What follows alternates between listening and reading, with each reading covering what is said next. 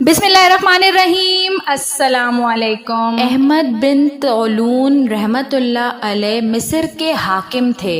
इससे पहले वो मारूफ तुर्की बादशाह तौलून के पास रहते थे और तौलून ने उन्हें अपना बेटा बना लिया था।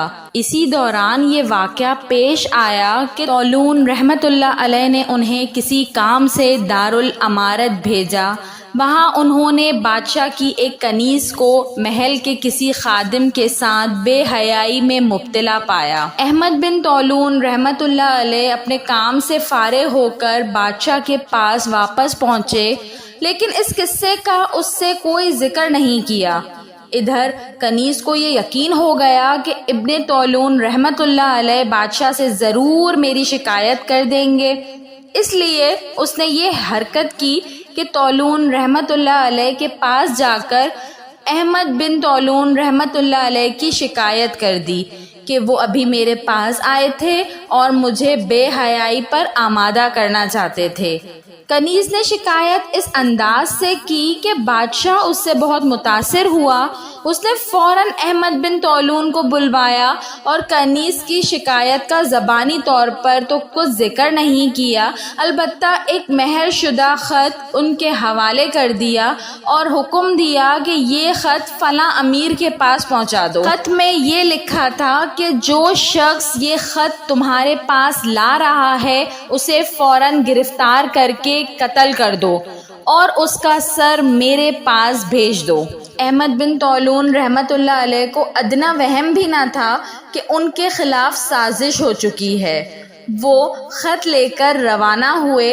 रास्ते में उसी कनीज़ से मुलाकात हो गई। कनीज़ ये चाहती थी कि बादशाह अहमद बिन तौलून रहमतुल्लाह अलैह को मुझसे बातें करते हुए देख लें ताकि उसे यकीन हो जाए कि मेरी शिकायत दुरुस्त थी। चुनाचा उसने अहमद बिन तौलून रहमतुल्लाह अलैह को बातों में उलझाने की कोशिश की और कहा कि मुझे एक ज़रूरी ख़त लिखवाना है, आप ख़त लिख दीजिए और आप बादशाह को जो मकतूब लेकर जा रहे हैं वो मैं दूसरे खादिम के ज़रिए भिजवा देती हूँ। चुनाचा उसने बादशाह का मकतूब उसी खादिम के हवाले कर दिया जिसके साथ वो मुब्तला हुई थी। वो खादिम ख़त लेकर उसी अमीर के पास पहुंचा। अमीर ने ख़त पढ़ते ही उसे कत्ल करा दिया और उसका सर तौलून के पास भेज दिया। बादशाह वो सर देखकर हैरान रह गया और अहमद बिन तौलून रहमतुल्लाह अलैह को बुलवाया। अहमद बिन तौलून रहमतुल्लाह अलैह ने सारा माजरा सुना दिया और कनीज़ ने भी अपना जुर्म का एतराफ़ कर लिया। उस दिन के बाद से बादशाह की नज़र में अहमद बिन तौलून रहमतुल्लाह अलैह की वक़्त दो चंद हो गई और उसने वसीयत की कि मेरे बाद उनको बादशाह बनाया जाए। वीडियो पसंद आई हो तो इसको ज़रूर लाइक करिएगा और ऐसी मज़ीद अच्छी वीडियोस देखने के लिए मेरे चैनल उर्दू कहानी घर को सब्सक्राइब कर लीजिए। Thanks for watching. अल्लाह हाफ़िज़।